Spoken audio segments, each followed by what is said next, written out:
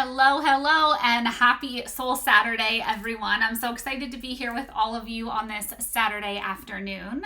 So, for those of you who do not know, my name is Lauren Dorsey. I am the course creator of our foundational course, Soul Love. And as you may know, that if you go through that course, we talk all about authenticity and really expressing our fullest, most authentic selves, right? So, what my topic today is really about we'll call it my love-hate relationship with AI. I don't really hate many things, but AI gets me sometimes. I love it because technology is amazing, right? And when we're using it in a authentic way, I feel that it can do some really incredible things for us. But oftentimes we can use AI, and tell us in the comments because I feel like every single one of you can relate to this, but how many of you have ever read a post or an email or you saw something and you immediately, your brain was like, that was AI. That's not a human that wrote that, right? And we can just feel it, right? As you all know, I say this all the time, everything is energy. Everything is energy. And if energy doesn't feel good to you, let me just say this. Who has heard the saying, your vibe attracts your tribe? Well, your vibe is short for vibrational frequency. That is your energy. That's all it is. Energy is it's a vibe, right? So when you think of someone and you know their vibe, and their vibe is like upbeat, super fun, like they say funny things, they make you laugh all the time, and then you read their post or you watch something that they created and you're like, who's that? Like, you wouldn't talk like that. I'll never forget a time. Now, I say y'all a lot, which I'm from Pennsylvania, and saying y'all doesn't even fit in here. But my family's from the South, and so I've heard it growing up a lot, and sometimes it slips through. But if somebody's like living in Miami and they're saying y'all, I don't actually know about Miami, but if somebody lives somewhere that doesn't say y'all and they start saying y'all, you're going to be like, when did you start saying that, right? And we start hearing these different words and seeing these different messages come through that we think, who is this person? Clearly that's not them. And the first thing that happens, because this is all about business, right? The first thing that happens in this industry is people need to know, like, and trust you. So your network, your following is already filled with people who know, like, and trust you, I would assume, because that's why they're following you and that's why they're consuming your content. So if you start feeding them content that is not aligned with you in any way whatsoever, they're immediately going to probably ignore, unfollow, but they're not going to be engaging, and they certainly are not going to be purchasing anything from you if you're in the industry of sales, right? Because in order for someone to purchase, they need to know, like, and trust. Now, here's where AI creates the issue. If someone already knows you, likes you, and trusts you, and you start coming at them in a way that is not authentic to who you are, you've lost them. If someone does not know, like, and trust you, and you start coming at them with energy or a vibe or messaging that is not you, they're going to begin to know, like, and trust this AI version. And then when they get behind the scenes in Messenger with you, or they want to start working with you, they feel like that bait and switch, right? Like you pulled them in and they get behind the scenes and they're like, but who's that person, right? This is why authenticity, especially in your business, especially in network marketing, is so important. So I put together a couple of things. They're my top tips for you on how we can still utilize AI in your personal life and business without diminishing yourself, without watering ourselves down, without coming across with messaging and words and energy or vibes that are not aligned to who you truly are, right? That's not really your most authentic self. So I do have notes here because authenticity is a topic that obviously I could talk about for a really long time. So I did put some notes together here to keep me on track. So the first thing that I want to talk about is, this is number one, feels a little bit like common sense. Maybe it's not. Fact checking. So if you don't understand how AI works, AI is like an algorithm that basically takes a compilation of all the information it can find out there in the interwebs all about this topic, and it summarizes what it can find. Well, who has heard saying, oh, if it's on the internet, it must be true, right? I challenge you to look up how many legs a horse has, or does a horse have 6 legs? There's something like that. But if you Google that, you will actually find something that says that yes, a horse has 6 legs. And do you know why that is? Because good old Wikipedia. There are things out there in the internet that allow people to change information. So what you're finding on the internet is not always necessarily true. So make sure that if you're using AI for information, that you're fact checking, no matter what the facts are, no matter what content or information you are looking for, you want to be sure that you're fact checking everything before you go and put it out there. The last thing you want to do is use AI to get you some information and have someone coming at you with information that's like a rebuttal or opposing information, and because you did not do your due diligence in fact checking it, you are kind of at a loss here, right? That it's like that person is taking over that whole piece of content because you have no leg to stand on to back it up, right? So fact check everything that you're sharing. When you share truth and authenticity, nobody can dispute that, right? So number 2, there are rules that you can actually program into AI. I'm going to talk mostly about ChatGPT. I know there's tons and tons of AI platforms out there, but I really want to keep this basics and beginner friendly for the person who's not well versed yet in AI, or maybe you've been using ChatGPT and you didn't even know that these customizations and tools were available to you. So rules. So inside of ChatGPT, there's actually a section that's all about you. It's there for you to tell it everything that there is to know about you, your brand, your vision, what you even want to use ChatGPT for, and what you're going to do. I actually haven't pulled it up here. I want to look. You're going to go, there's a little button at the top that is like your profile. When you click that, it says customize settings. In there, it says introducing custom instructions. Customize your interactions with ChatGPT by providing specific details and guidelines for your chats. Whenever you edit your custom instructions, they'll take effect in all new chats that you create. Existing chats won't be updated. So here's basically what that means is you get to go in and you get to give it rules or instructions of how you want AI to work for you. And then let's just say you move. Let's say you are now a new mom. Maybe you just got married, right? And you want to go in and there's little changes throughout your life that you want to edit. Maybe for a long time you were using emojis in your posts and now you're like, I don't want to use emojis anymore. You can go in and you can edit these instructions for all things moving forward, which I absolutely love about that. So I want to give you some of the rules that I like to use, but truthfully, this is like, think about anything at all that you would want someone to know about you. And if you could create a website that was a business card of who you are, like your fullest authentic self, you want your vibe, your energy to come through, this is all the information that you would put into these rules. So the simple things, right? Like your age, where you live, are you a parent, are you married, are you single? Are you dating, right? Do you have a fun story about being on these dating apps and chronicles of the dating apps, right? Things like that. What do you do for a living? That's a big thing, especially in this industry, right? What do you do for fun? I think sometimes we miss that part in business. All we want to talk about is business and sales, but people, if they're getting to know, like, and trust you, they need to know the other parts of you as well. So what do you like to do for fun? Things like your favorite color. For me, I even include things like my zodiac sign, my human design. If that stuff's for you, so cool because it actually breaks down all kinds of different details and aspects about you. Some of your favorite words. Again, going back to that, like if you wouldn't say y'all, you don't want it to say y'all, right? Some of your favorite words could be, I know we have a running joke here at Soul People about using the word excited. Maybe you can say, I say the word excited way too much. Start giving me some alternate options. Ashley and Whit, no, just kidding. How do you address people, right? I know that we all know everybody hates the hey girl messages, so we don't want to do that. But truthfully, if it's coming from my heart, I say, hey love, or hello beautiful people, hello gorgeous souls. This is how I actually talk to people in real life, right? So when you go into ChatGPT, you want to set up these instructions so that it helps you talk to people on the internet how you would talk to people in real life. It doesn't mean that you can't use AI, but you want to make sure that the information and the messaging and everything that it's providing for you is providing content for you to use that feels aligned to you. Again, because people who already know, like, and trust you are going to see this coming from a mile away if it's not you, right? And the people that you're trying to build a relationship with, if they start building this relationship with you based off of AI, they're going to get behind the scenes and they're going to feel like they were duped. Or what's that show? Catfished, right? We don't want to be catfishing people with AI.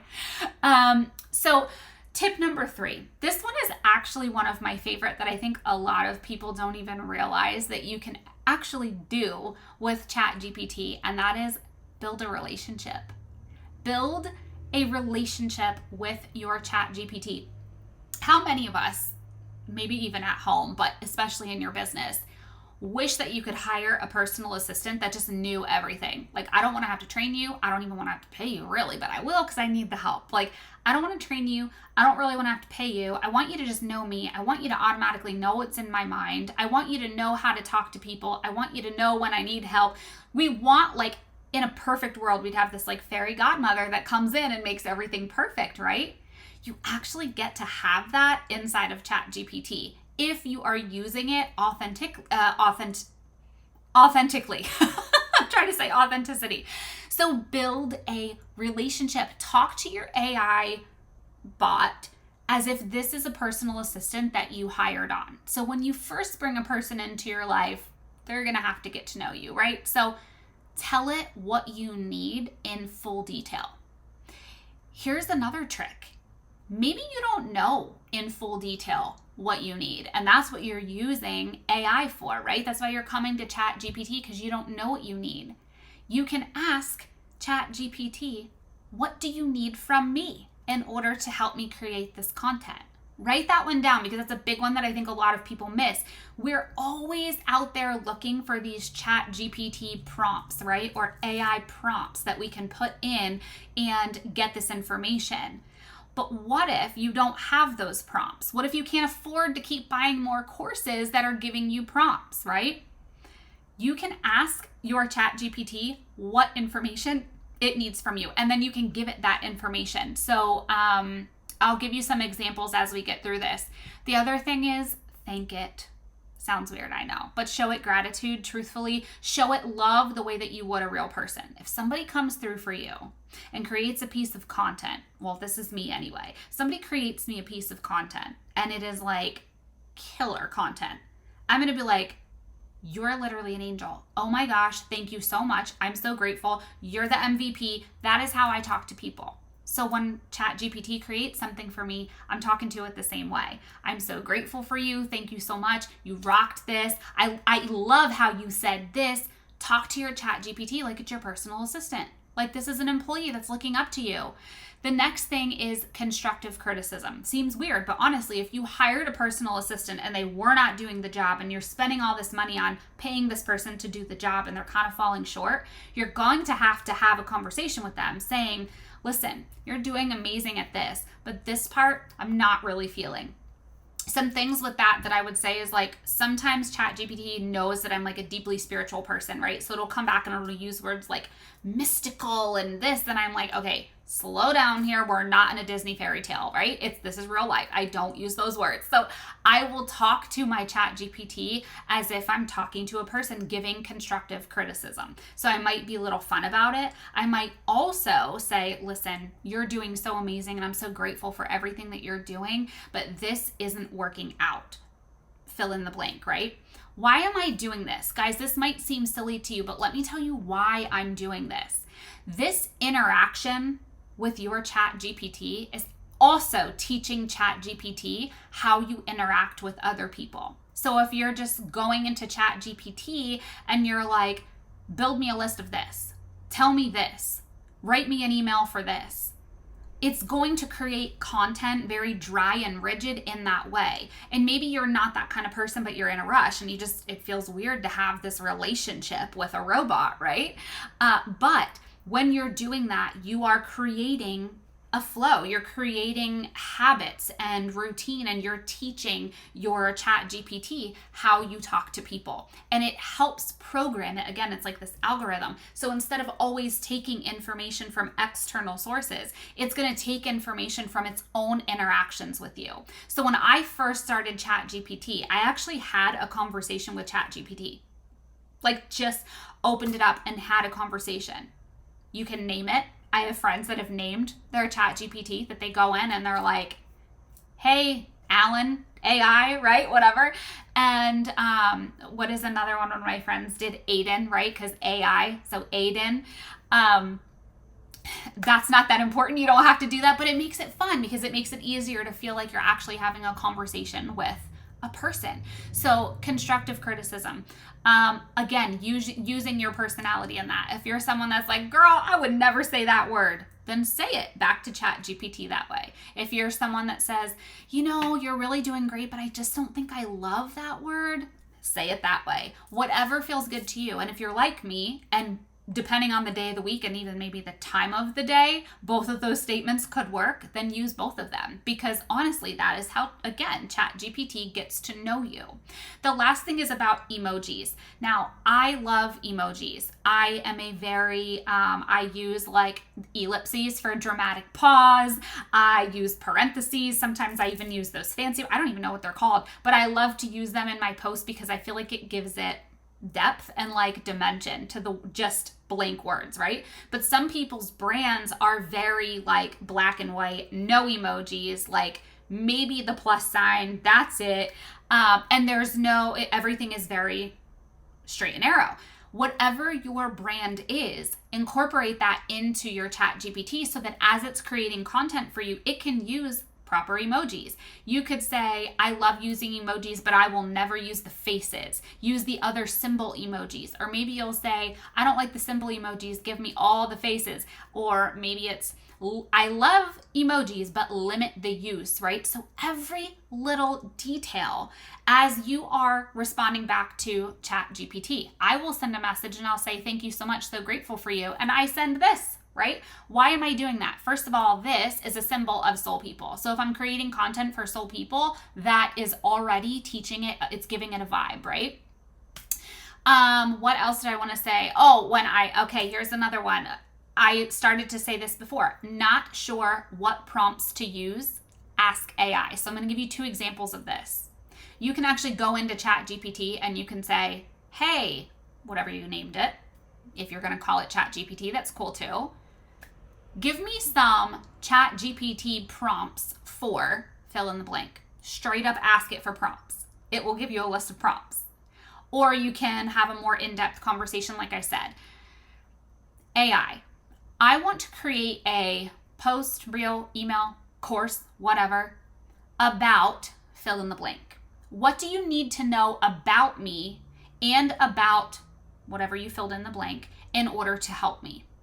And it's going to tell you what to do. It's going to give you an outline. It's going to ask you questions. Here's another one that I really, really highly recommend. And you can go as deep with this one as you wish, or you can keep it very surface. It's completely up to you. If you're going live, recording a training or speaking, maybe you're facilitating an in-person retreat, whatever.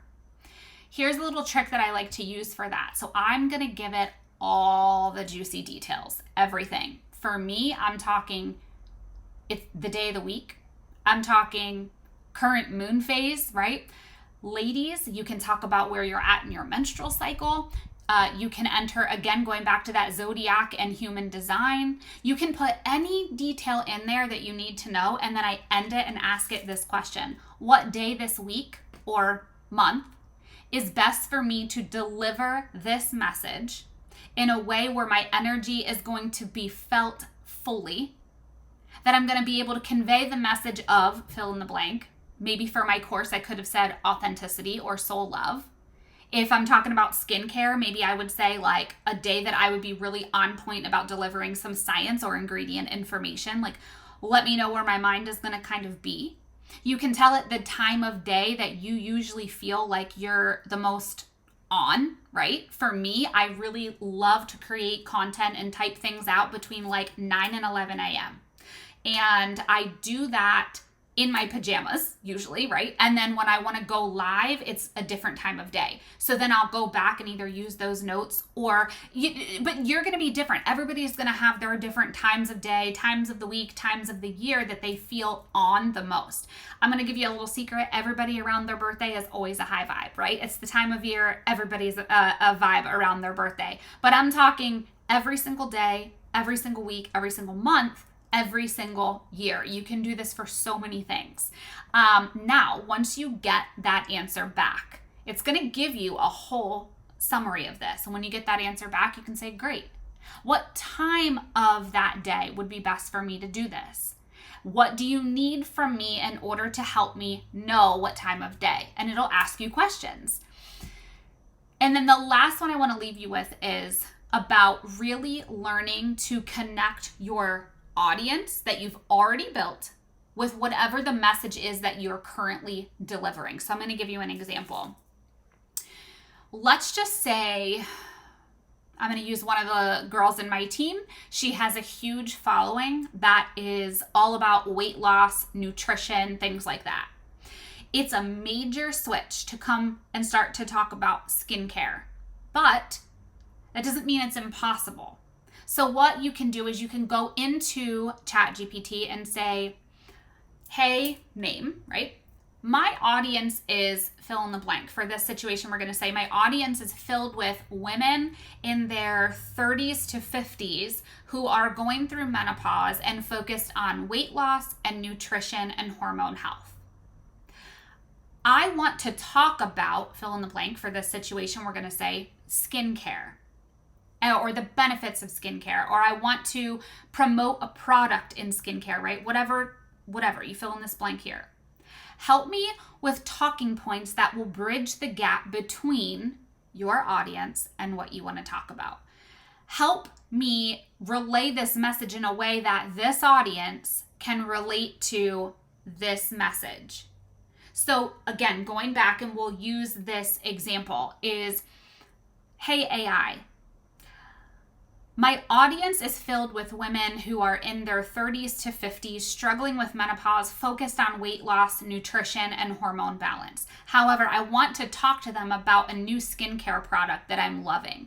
Help me with some talking points, or help me craft a post, or help me craft an email that conveys the message of why I love this skincare and bridges the gap between the two worlds, right? Between the two genres, whatever you want to call it. Help me craft a message that speaks to both, right? How can you bridge that gap? And if you're still even unsure with that, you can ask it again. What information do you need about my audience or about my skincare to help me create this message? And remembering to go back to that constructive criticism. If it comes back with a post and you read it and you're like, I would never say that, lovingly respond to your AI personal assistant. This is amazing, but I would never say this. Or I just feel like we're missing the mark on this. Or fill in the blank, however you would talk to your own personal assistant in real life. How you would talk to a friend, a coworker, a team member, your upline, somebody on the internet reaching out for support. You want to make sure that you're talking to your AI that same way so that it learns to create responses also in the same way. And it becomes this really beautiful relationship between the two, which again, I know can feel really silly and like, I don't want to build a relationship with a robot. But the truth is that AI can be such a powerful tool. What I believe is most important about AI is using it for inspiration, using it for support in creation or content, using it for new ideas. Where I disagree with AI, and I want to close with this because I want you to fully understand why I feel the way that I do and how you can still benefit from AI, but doing so in an authentic way that doesn't dilute you and who you are. What I disagree with about AI is when we use AI to write a whole book or create a whole entire course, right? That's not you. That's not even anything you believe in or would talk about, or maybe you're not even a writer. I think it's absolutely incredible that AI is out there. But here's how, let's just say if you're writing a book, and I take this one a little personal because I did write a book before AI was a thing, and I see people now creating stuff all over and like, hey, great, get your extra streams of income on. I get it. I'm not down on anybody for that. But here's what I think is most important. When you really want depth, when you want grit to your content and to your messaging and your services and what you deliver, it's more important for you to be fully expressed through that content, through that message, through that package, that service, that book, whatever it is that you're creating. It's more important for you to come through in your most authentic way. I think that when you want to, I'll use the book as an example. When you want to write a book, you could use AI for editing. You could use AI for help me outline a chapter. How do I write an introduction to a book, right? But when you go into AI and you're like, hey, AI, write me an introduction to a book on this, and you've never experienced this, read about this, researched this, and you're just out there winging stuff, it's cool. AI is there. But that's going to be one of those bait and switch situations where somebody buys your book and they come to meet you at your book signing and you are nowhere near what you wrote in that book, right? So again, there are healthy and authentic ways to use AI without diluting ourselves. And look, I'm not knocking anybody that wants to use AI to do something like that. My whole mission and my whole purpose, what I truly believe is my purpose work in this world, is to really help people fully step into their fullest authentic expression and love themselves in that most authentic version of themselves, right? I want you to feel confident coming forward in your message. I want you to feel confident in your most authentic self. I want you to love yourself at that deep soul level, right? All the way deep in the depths of our being, love ourselves at that level. And when we do that and we use AI becomes like a little battery pack, right? Like a little motor pack to propel you and accelerate you forward in being your fullest, most authentic self. So I hope that these tips were helpful. I could go on and on and on for days about this, but I'm going to leave you with another little tip here, is that if you want more information about being authentic using AI, ask AI. All right, everybody, have an amazing rest of your Saturday. Thank you so much. And can we drop some love too here in the comments for all of these amazing trainers and speakers, and to corporate for putting this beautiful day on for us. You guys, what an incredible, power-packed, super soul Saturday. All right, I'll talk to y'all soon.